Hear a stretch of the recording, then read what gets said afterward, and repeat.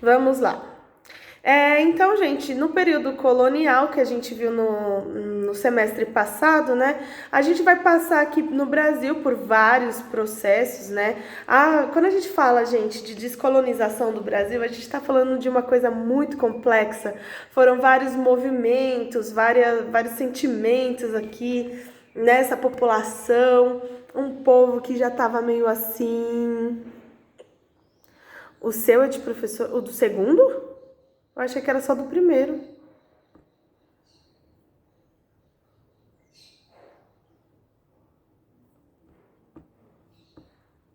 Mas enfim, vamos lá então.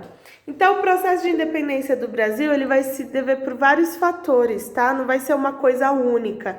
Vai ser várias coisas que vão acontecer para que a independência ocorresse, tá? Então, esses movimentos que a gente viu mais para trás, a revolta de Filipe dos Santos, né? O do segundo também. Ok. Então, gente, acho que te deram errado, Lara. Eu vou ver aqui na secretaria e aí a gente conversa depois. Então, a gente vai ter aí uma série de problemas, né, que a colônia vai estar enfrentando, porque esse livro devia estar comigo, no caso. Mas tudo bem. Aí a gente vai ter, então, voltando aqui, uma série de problemas, né? Até chegar a 1822, tá? Então vai ser um movimento que vai se dar por várias coisas. Mas antes de mais nada, o que a gente precisa lembrar, tá? Do sistema colonial? A gente precisa lembrar que a forma de governo do sistema colonial vai ser um sistema de monocultura, ou seja, de grandes latifúndios, tá? Monocultura, uma única cultura, um pasto gigantesco para plantar uma única coisa, tá? O interesse principal vai ser o interesse comercial para mandar para fora, mas lembre-se também que o Brasil só poderia, por conta do pacto colonial, negociar com Portugal. Então, Portugal comprava os produtos do Brasil e ele vendia para outros lugares, tá? Então, a independência também vai gerar uma série de interesse de outros países que estavam de olho na riqueza aqui do Brasil e queriam levar para eles sem ter que ter um intermediário. Por exemplo, se eu comprei essa garrafa d'água, tá? Então eu vou lá e vou pagar R$2 nessa garrafa d'água. Depois eu vou pagar, eu vou vender essa garrafa d'água. Eu vou ficar no prejuízo ou no 0,0? Não, eu vou vender ela mais cara. Então eu vou vender ela por R$3. Então, tá vendo que eu comprei o mesmo produto, só eu tô vendendo esse produto mais caro? Se eu negociasse diretamente com a primeira pessoa que vendeu o produto, eu pagaria R$2 e não 3. Então, olha aí o interesse da Inglaterra. Ela queria a independência do Brasil porque ela queria negociar direto com a fonte. Não precisava de um intermediário ali para gerar lucro para eles, tá? Eles querem negociar direto aqui porque aí eles poderiam ter mais vantagens econômicas, certo, queridos? Então, a gente vai ter aí vários latifúndios, tá? E isso é uma característica do Brasil até hoje. A maior parte do campo rural hoje em dia vai pertencer aos grandes latifundiários, tá? Isso é uma coisa construída na nossa sociedade brasileira, certo? Que a gente tem essa característica dentro dos nossos campos rurais, certo? Que vai continuar, então, aí. Vamos grifar aqui na página... Que página é essa? Jesus amado. Página 10, né? Na página 10, a gente vai grifar essa parte aqui, tá?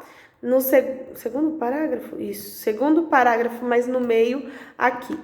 Nelas empreendeu-se especialmente a forma de agricultura, conhecido como monocultura. Peraí, que negócio travou. Conhecido como monocultura, e se cultivavam matérias-primas como algodão e açúcar. Aí vocês podem grifar até o final, tá? Devido à grande extensão territorial brasileira e a um número reduzido de colonos, proporcionou um tamanho que necessitava da força de trabalho encontrada na escravidão, e foi a engrenagem central que o funcionamento de todo o sistema no aspecto macroeconômico, assim disposto no sistema colonial, favoreceu principalmente os interesses metropolitanos.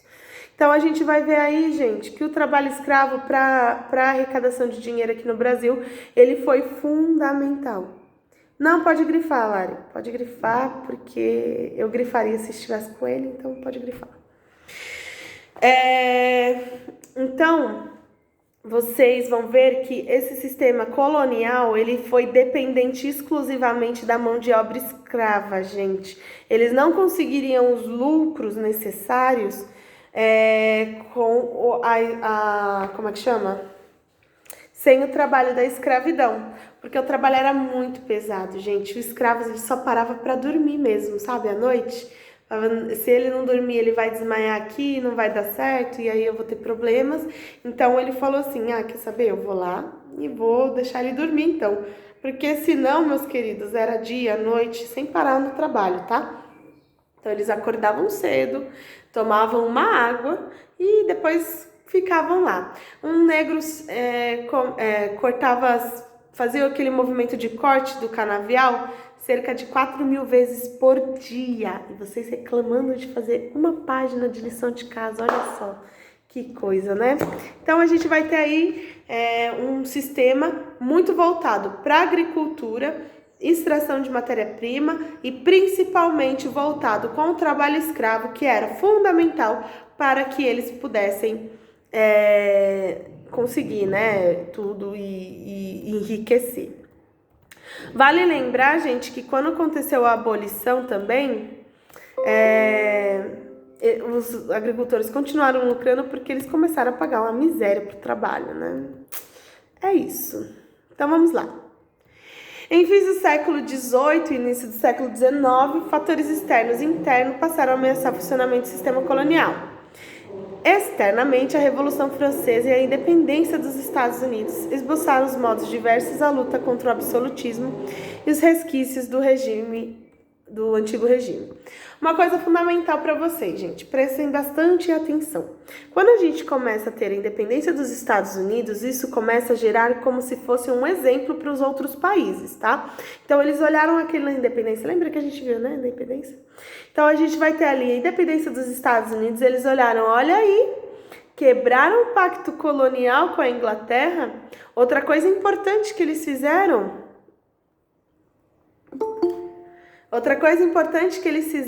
é que eles não... como é que chama?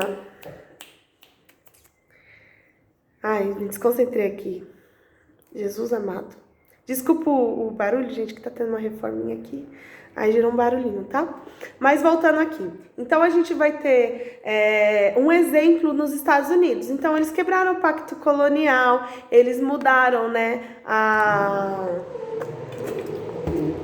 forma de economia, começaram a prosperar mais, a começar um enriquecimento ali nos Estados Unidos. Eles olharam para aquilo e falaram assim, quero também, rolou uma inveja, tá bom? Então, eles olharam aquilo como um exemplo a ser seguido, certo, queridos? Quando eles começaram a ver esse sistema de independência e começaram, olha só, eles quebraram o pacto colonial, agora eles podem negociar com os outros países, eles podem gerar mais riqueza para eles, porque antes Portugal comprava com o dinheiro que quisesse, entendeu?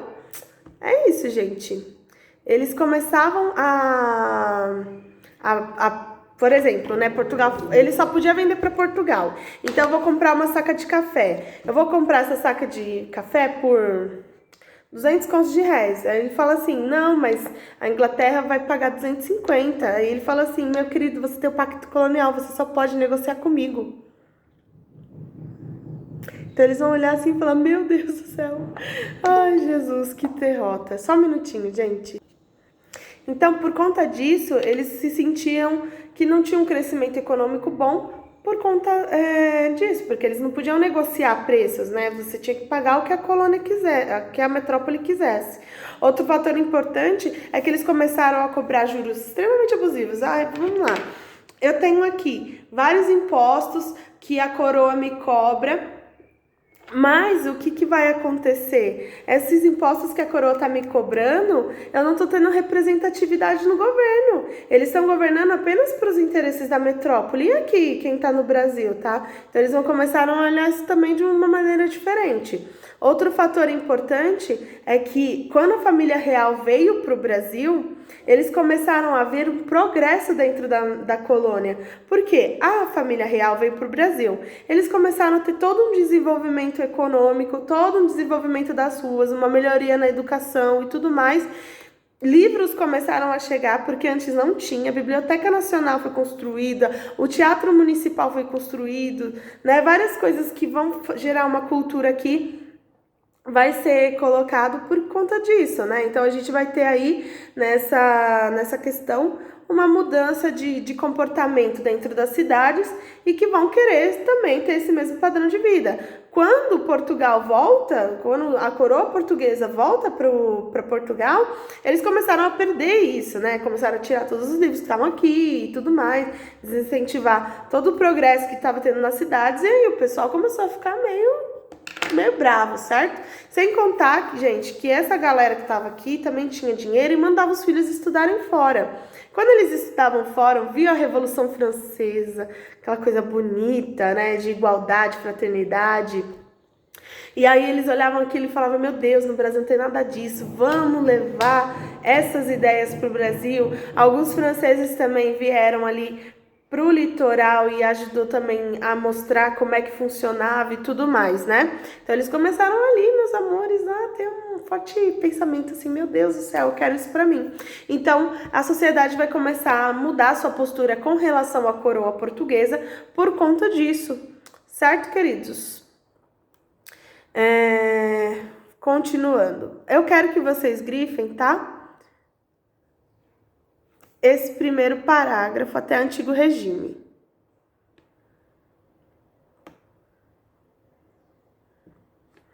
Grifem, por favor.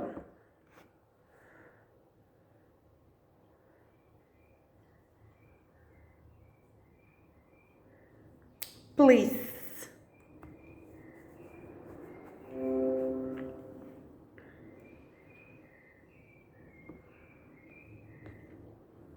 Certo?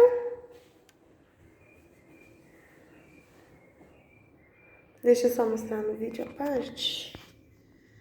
Que assistindo depois não perde. É esse pedacinho aqui da página 11.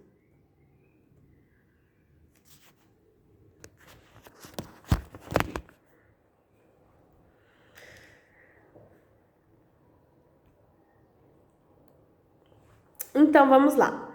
Sem contar que esse apoio de independência começou a ser incentivado pelos ingleses, porque eles queriam também abrir mercado, gente. Não era só uma coisa de eu vou vender o meu produto, eu vou ter que vender o meu produto aqui para Portugal, e Portugal também vai vender os produtos para mim. Então, por exemplo, um sapato inglês, né? A gente pega um sapato inglês, primeiro vai ser vendido para Portugal e Portugal vai vender para a colônia. Quando vai vender para a colônia, vai vender mais caro para lucrar. Então, tá vendo como é que o sistema colonial prejudicava a economia brasileira? E o pessoal que estava a fim de enriquecer não estava gostando da ideia, tá? Então, e os ingleses também não, porque quanto mais tiver essa transição assim, menos os sapatos deles vão ser consumidos. Eles queriam mercado consumidor. Lembra que nesse período também eles estão passando pela Revolução Industrial, então quanto mais mercado, melhor. A escravidão também foi um processo por conta da Revolução Francesa, da Revolução Industrial, que eles queriam aumentar o número de mercado. Então eles começaram a incentivar que todos os países abolissem a escravidão para que gerasse um mercado consumidor para os produtos deles, tá?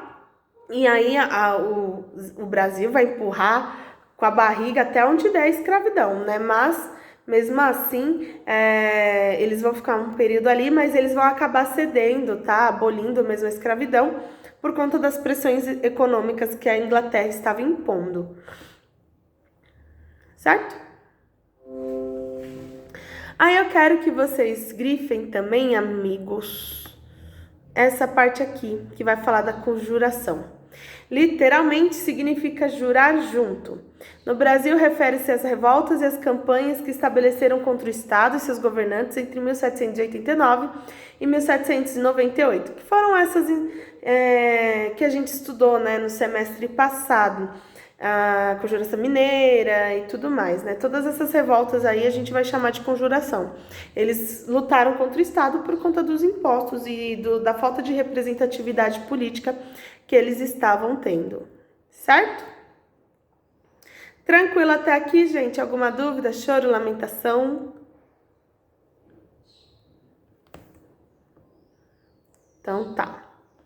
Pessoas lindas, vamos fazer exercícios? Vamos. Eu vou parar de apresentar, porque no meu livro tem resposta, né? Que não. Vamos sim. Quem tá sem o livro, coloca o número da página, que no caso aqui é a página 11, e o exercício 1, tá?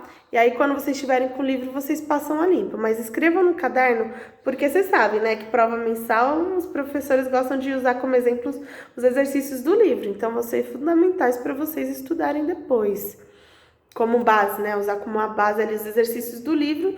Então, é muito importante que vocês façam junto, tá? Então, vamos lá no primeiro... Na primeira questão, página 11, coloca a data de hoje, né, para o caderno de história, e vamos lá. Leia o texto a seguir e responda a questão 1. O sistema colonial, montado segundo a lógica do capitalismo comercial e em razão dos interesses do Estado absolutista, entrou em crise quando a expansão dos mercados, o desenvolvimento crescente da capital industrial e a crise do sistema absolutista tornaram inoperantes os mecanismos restritivos do comércio e da produção.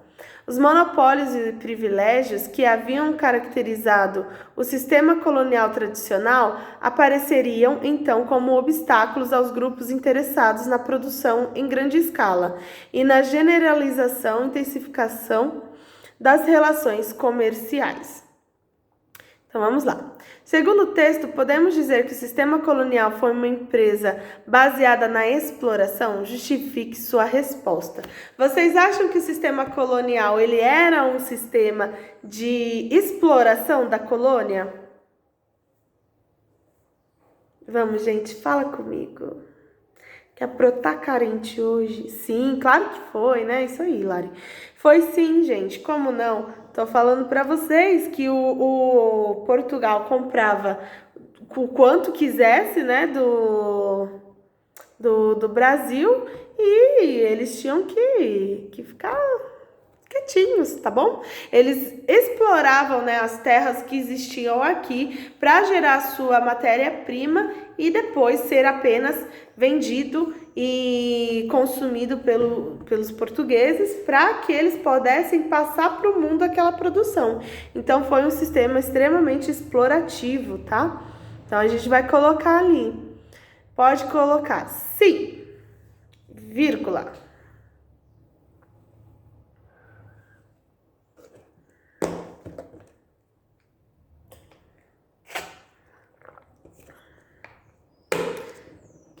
Sim, vírgula, pois se tratava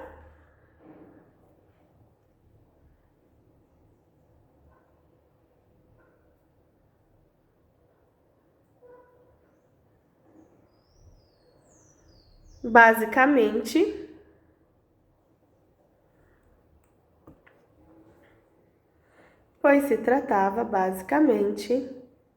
da exploração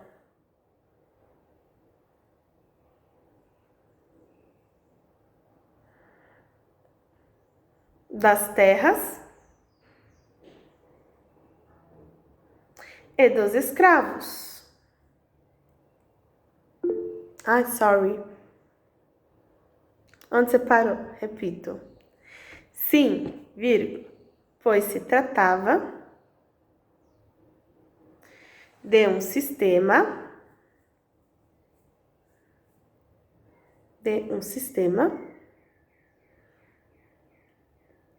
de exploração de exploração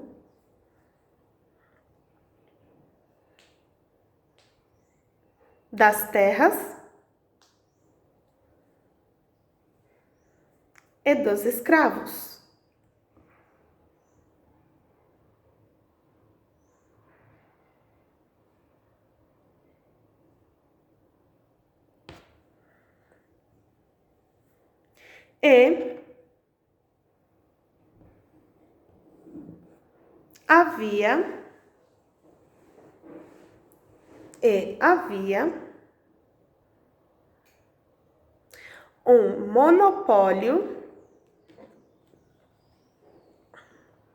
E havia um monopólio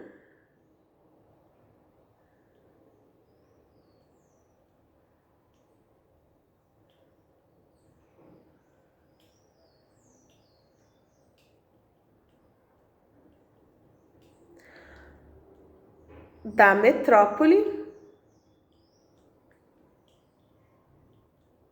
É a questão 1, amor. E havia um monopólio entre a metrópole e a colônia.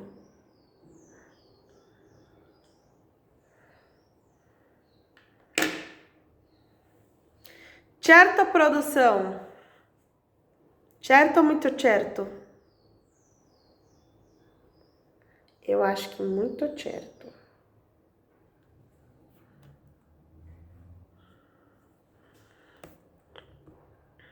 Vamos para 2?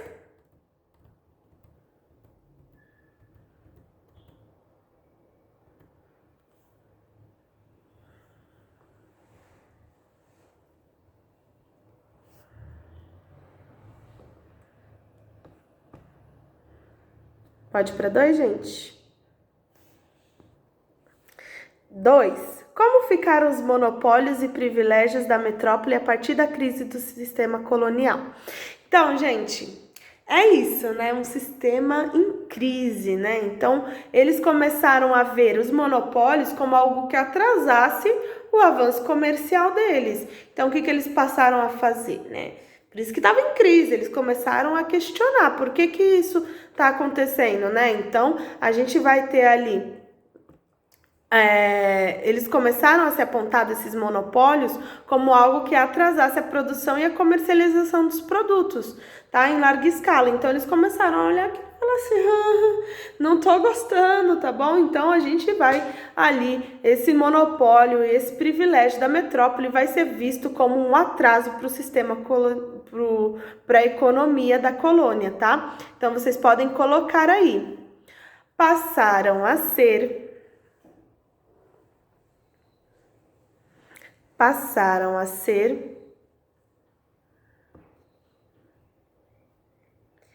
vistos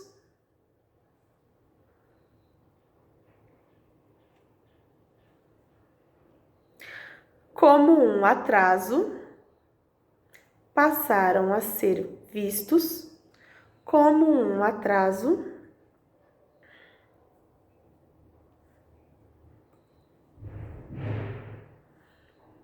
para a produção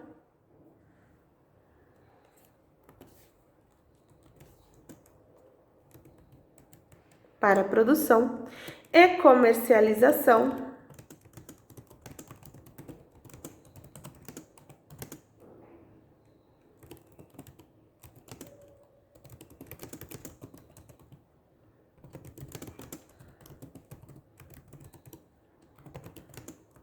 das colônias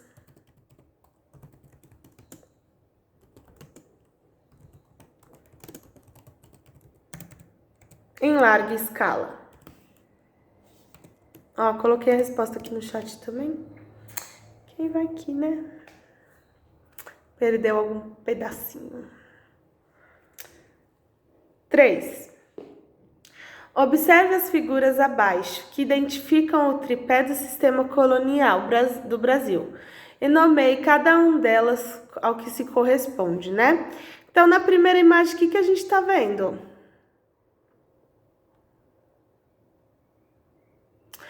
A gente tá vendo na primeira imagem, meus amores, a monocultura, tá bom? Do açúcar. Olha o pessoal ali moendo, né? O açúcar, a cana, tudo mais, esquentando ela depois para que ela possa virar o melaço que depois vai ser desenvolvido em açúcar, tá? Na segunda imagem, o que que a gente vai ver? Um latifúndio. O latifúndio, onde a gente vai conseguir ver um pedaço de terra bem grandão, que a gente até perde de vista ali, que vai ser usado para fazer uma monocultura, tá? E na terceira imagem, o que que a gente vê? A escravidão, tá? Então, esse era o tripé da economia da... Isso aí, Lari. Esse era o tripé, tá? Então, a cana-de-açúcar, o latifúndio e o trabalho com a escravidão, certo? Muito importante. Nessa questão, inclusive, faz um coração, um amor, um chuchuzinho, tá? Então, qual o tripé? A cana, no sistema colonial, né? A cana, o latifúndio e a escravidão, ok? Tranquilo essa? Ok. Esse é para assinalar. Aí na 4, o pessoal que tá no caderno, só coloca o nome dos países que eu falar, tá? Que tá correto. Então, os ideais revolucionários que inspiraram os movimentos das conjurações brasileiras provieram de quais países do mundo? Inglaterra e Santa Aliança, Alemanha e Holanda, Estados Unidos e Canadá, França e Estados Unidos ou China e Japão? Quais foram, gente?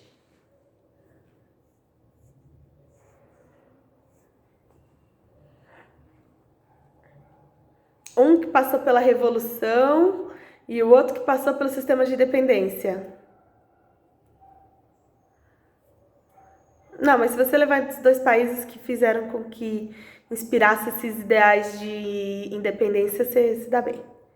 Qual foi o país que fez a Revolução? A França, muito bem, Laís. E quem foi o país que ficou independente? Que virou um exemplo, que o povo olhava e falava, meu Deus, eu quero isso também. Estados Unidos, tá? Então, a gente vai ter aí esses dois países que foram os pilares para que houvesse essas ideias revolucionárias, tá? Então, a gente vai ter a França e os Estados Unidos. A França com a Revolução Francesa e os Estados Unidos com o seu processo de independência. Certo? Certo, muito certo.